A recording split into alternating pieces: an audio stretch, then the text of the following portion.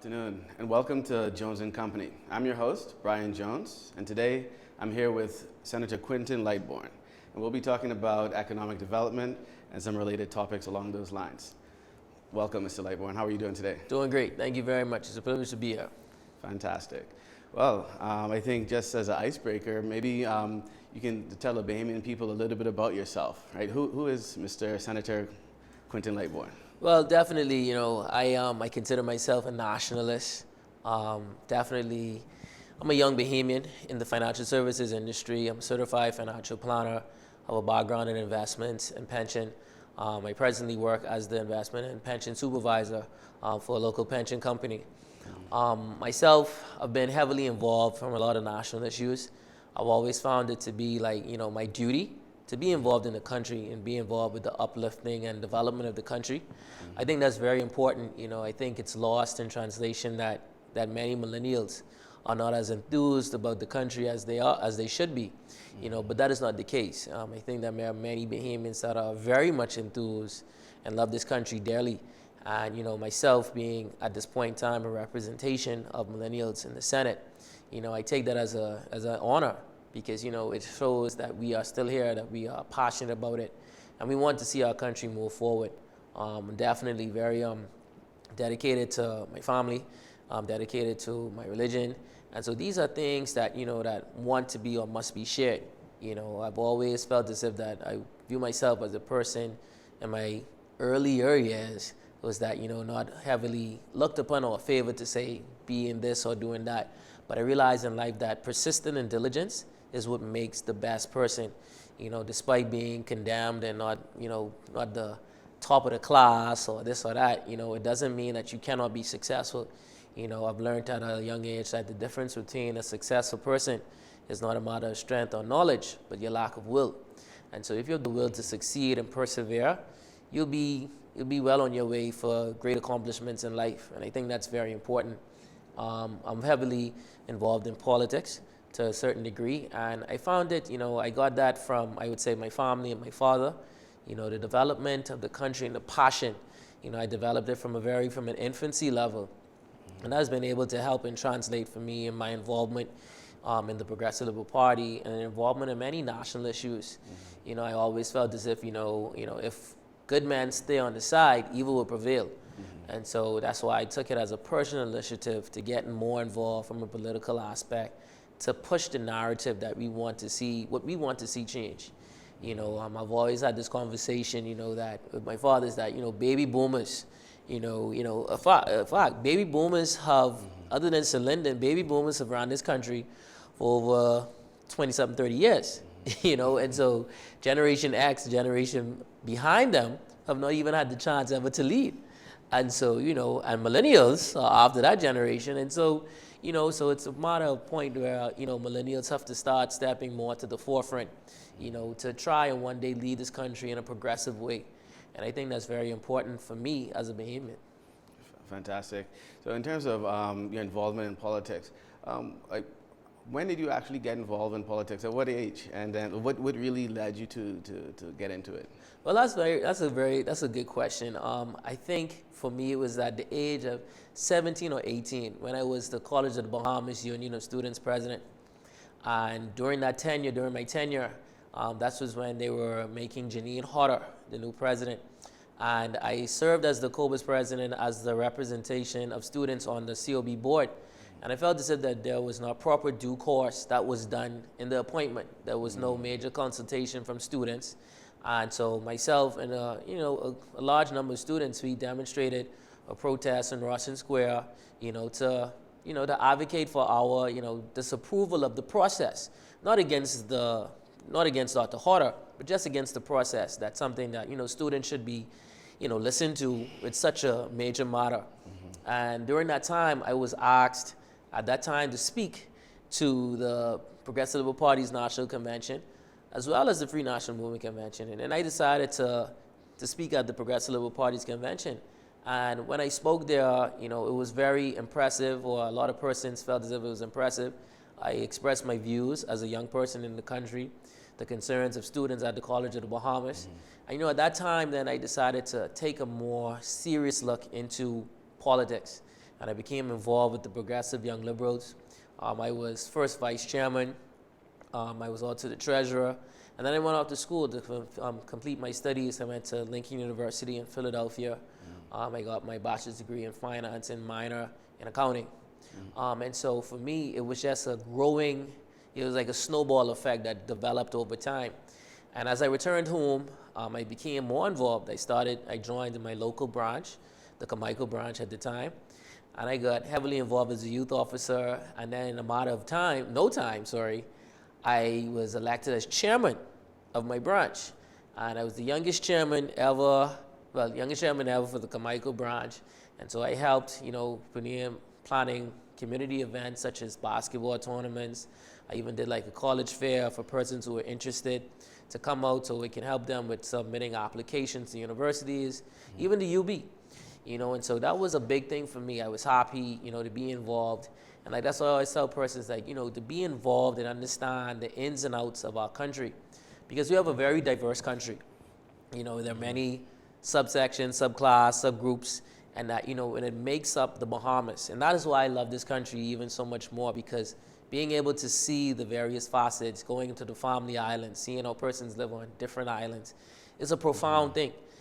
I know sometimes it can be a challenge or difficulty for a large amount of Bahamians, but I would encourage Bahamians to go to the other family islands, see how persons live, see their livelihood. You get a greater appreciation of your country.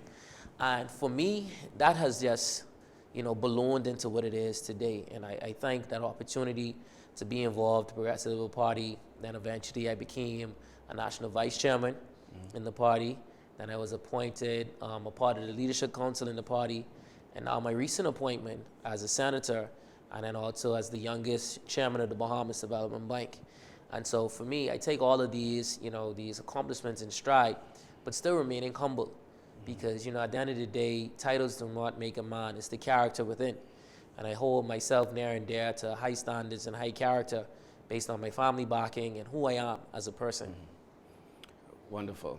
And in terms of your role as a representative of the millennial generation, I would really like to hear from you as to what are some of the issues that you find pressing for millennials today, and what are some of the goals you hope to achieve, in that role? Okay, well, that's good. I think the millennial generation has a few challenges that I don't think are insurmountable. I definitely think the access to land and home ownership is a big concern for a lot of millennials. Like I stated before, baby boomers in their generation, access to land was easier in terms of the cost and everything. But now most millennials, if they're trying to get a reasonable property, sometimes the price out of the market, they don't qualify. And so I think that is a responsibility of any government, to ensure that access to home ownership and reasonable land, should be provided for Bahamians, especially, good Bahamian citizens. And I think that's definitely a big concern. And I think definitely, it was the social revolution of our parents and grandparents. And I think now it's the economic revolution that we face, that we want to be more empowered and be major players inside the Bahamian economy. And I think that can be and will be possible with the innovation of Bahamians. I think, you have to step out of the realm of just trying to do the same old song and dance. We have to look at innovative ways in terms of, if you're looking at financial institutions, if we're looking about development and manufacturing, because I think that's very important. I think we have to expand our economy other than just tourism and just financial services. I think we have, a wealth of resources. I think manufacturing is going to be or should be one of the major pillars to look at. We look at some of our natural resources, especially in the southern islands, like cascarilla bark. The idea is that, a person just thought about the cascarilla bark, but the cascarilla oil is the main thing in terms of what is out there. Cascarilla oil is used for perfume and so many different fragrances, they call it the oils and scents and all these different stuff. And that is where the bulk of it, and we have it in abundance, in some southern islands in the Bahamas. And I think these are the type of innovative ideas and stuff that we have to look at, to move the country forward. But I definitely believe home ownership, land ownership, and economic revolution and economic empowerment are the two main concerns for Bahamian millennials right now. Fantastic. And is it your goal to bring some policy initiatives in those different areas? Definitely, is my top priority, especially in terms of the manufacturing and development of a cash guerrilla manufacturing industry. I've already sat down with a few of my board members and as well as government officials to see how we can ensure and maximize its potential. Because like my key word is innovative and innovation. Sorry. And this is going to be what we need to do. I want us to step outside of the box. I know the age-old adage, persons look at, Mark Zuckerberg and Steve Jobs and show that, they stepped out of the box. Yes. And I know and appreciate, that is not something easy, to be innovative or find something or an industry, but you must try. Yes. And that's one of the key things, especially in my role as chairman of the Bahamas Development Bank, because the role and the entire mission of the Bahamas Development Bank is to foster economic growth and development of the country through various sectors. Back in 1974, when the Bahamas Development Bank was founded, the initiative was, giving fishermen or providing funding for fishermen for boats. That was innovative at the time. That was good. That was groundbreaking. They never had engines for their boats. They could go out further and do so many stuff. But now we're in 2022. We have to extend and move beyond just that in 2022. We have to talk about parking houses, processing houses down in the southern islands and all the family islands. Talk about how we're going to cultivate crawfish and all these different things, And so I think that is the need moving forward. I have this wild idea that southern islands should focus more or primarily to Latin America based on the proximity, where you have more of the northern islands, they target North America and their tourists. And so I think our country is strategically positioned for so many avenues, is that this is what we need to do down there, like islands like Inagua, which we all know has the salt production, other islands in Mayaguana has other natural resources as well. And so these are the type of initiatives that I have, I've had so many and prepared so many documentation and notes on what I want to see done throughout the Bahamas. It is a bit scary sometimes when I look at the notes, but it's something that, takes a lot of thought, must go into the process. And I think that is very important about governance and leading a country, is that this is not something that you want to do for the glitz and glamour. It's something that you really have to have a plan and a love and a passion for the people. Absolutely.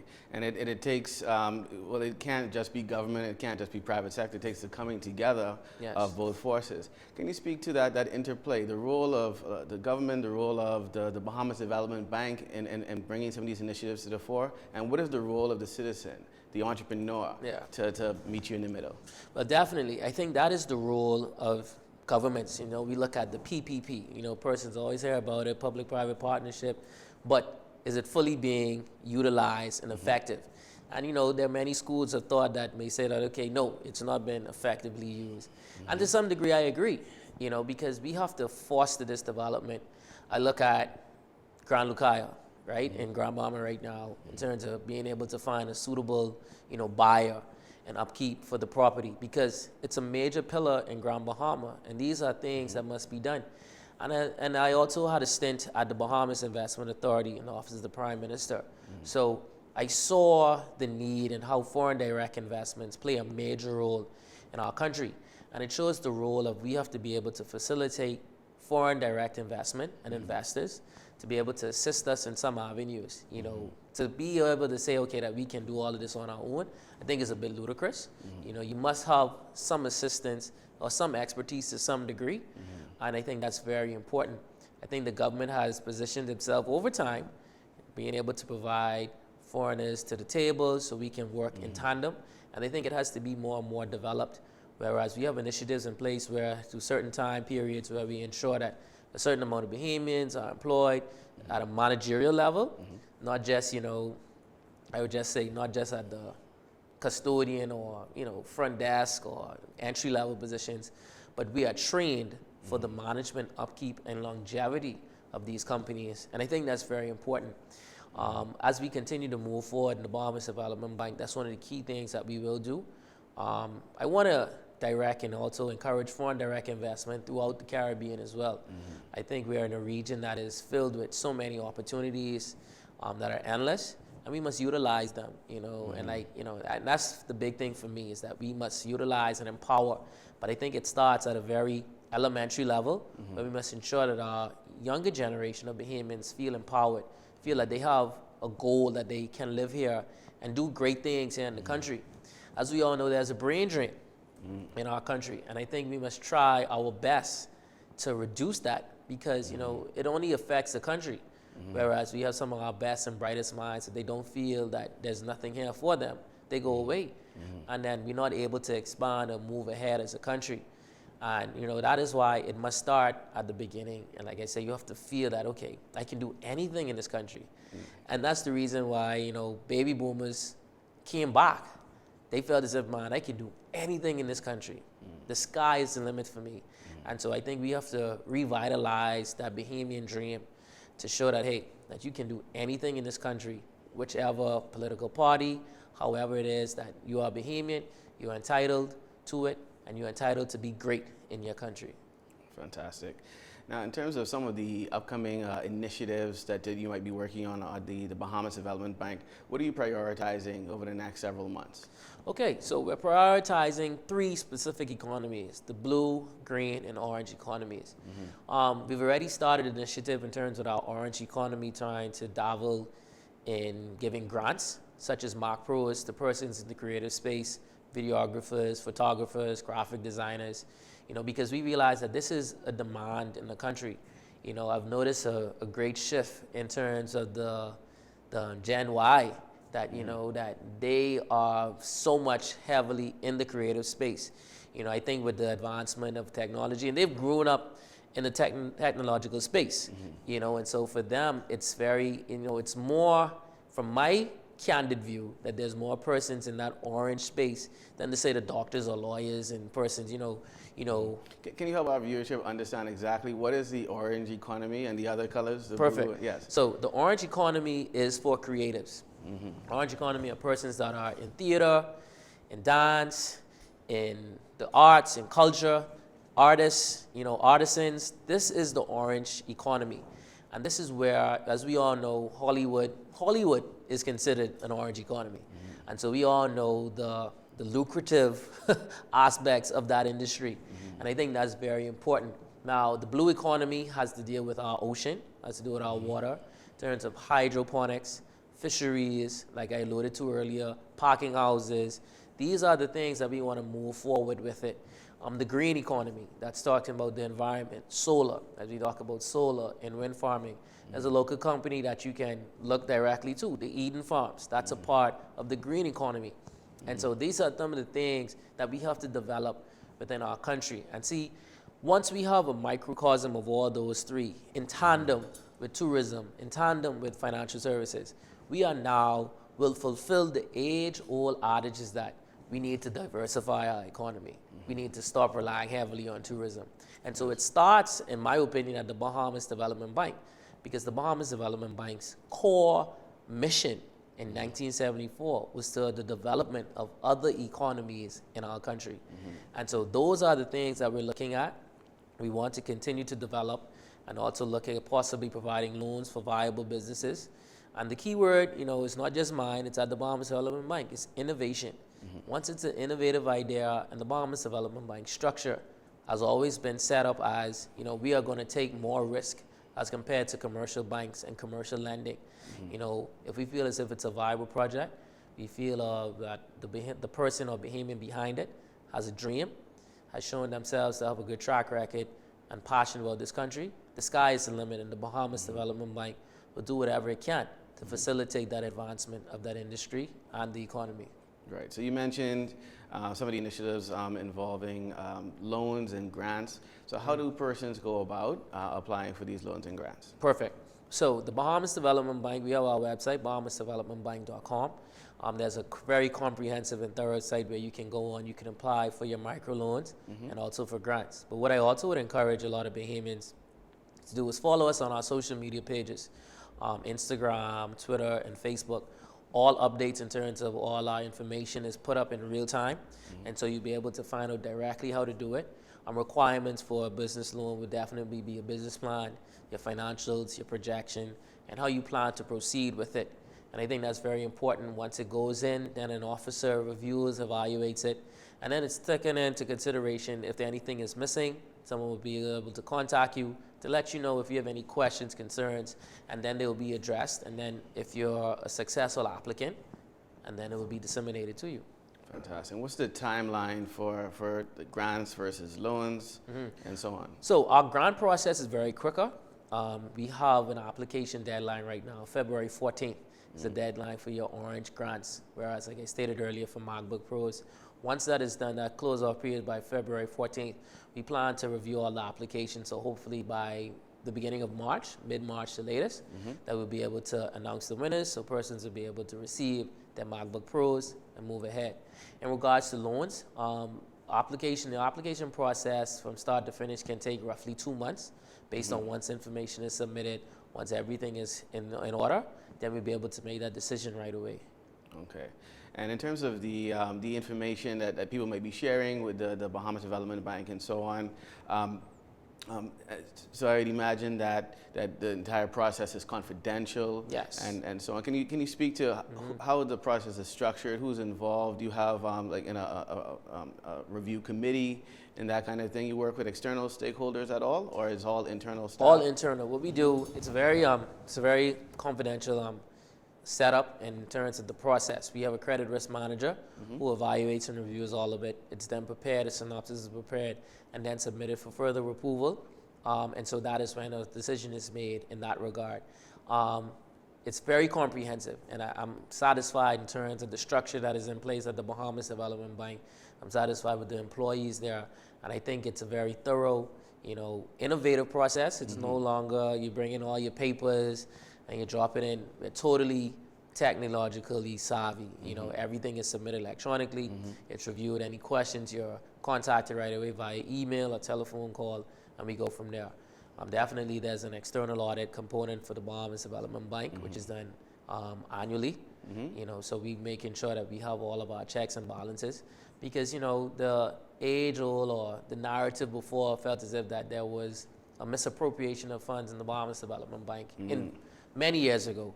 And so that is one of the reasons why we have to ensure to further enhance the credibility of the Bahamas Development Bank, that this is not a slush fund institution. This is a fund this is an institution where we have to believe in the vision, and we see it, and we're willing to invest in your business. And so that's one of the key things that we have continued to be doing at the Bahamas Development Bank. Does the BDB take equity positions in companies as well? Yes. The Bahamas Development Bank Act does provide provisions for equity stake in companies. I'll just explain for a lot of persons, the equity stake in terms is ownership, whereas in terms where we're not required a loan repayment, but we have an ownership in the company. And so that is a possibly position, because I encourage persons and Bahamians on a personal level, financial professional level, to look at equity lending. A lot of persons feel as if, that they just want loans, whatever, but equity funding is very important. It can be very successful. But I think for lack of a better word, the age-old adage or the mindset is that, I must own mine. I don't want to give out ownership to it. But you must look at, I think, equity funding and equity lending is something that it should be very suitable for this day and time. Certainly. And in terms of perhaps some of your more recent successful applicants, could you maybe give us a couple examples of, just the profile of business you might have approved for a loan or a grant or equity financing? Well, one of the most recent ones is RWAC-X. If you look at it, RWAC-X is a crowdfunding application that was founded about 2 or 3 years ago, in terms of what we talked about, equity, and so RWAC-X is a digital platform that provides funding for projects for local companies and persons that want, and the Bahamas Development Bank was a major part in terms of giving funding for such a business. And, like I said, if it's innovative, if it's something groundbreaking, the Bahamas Development Bank would love to be a part of it in whichever way we can. And I think that's the sticking point for us right now. And RWAC-X proves and shows that is what we're about. Right. And so you're looking at startups as well as existing businesses. Is there any different in the approach in terms of whether you're an existing business or a startup? Okay, so we also do startups and existing businesses. It all depends on the amount of collateral that is provided, the business plan, and we can go from there. So it's not limited to just pre-existing businesses. Also startups are also something that we welcome as well. That's excellent. That's excellent. So we're just going to take a quick break, and we'll be right back. Thank you very much.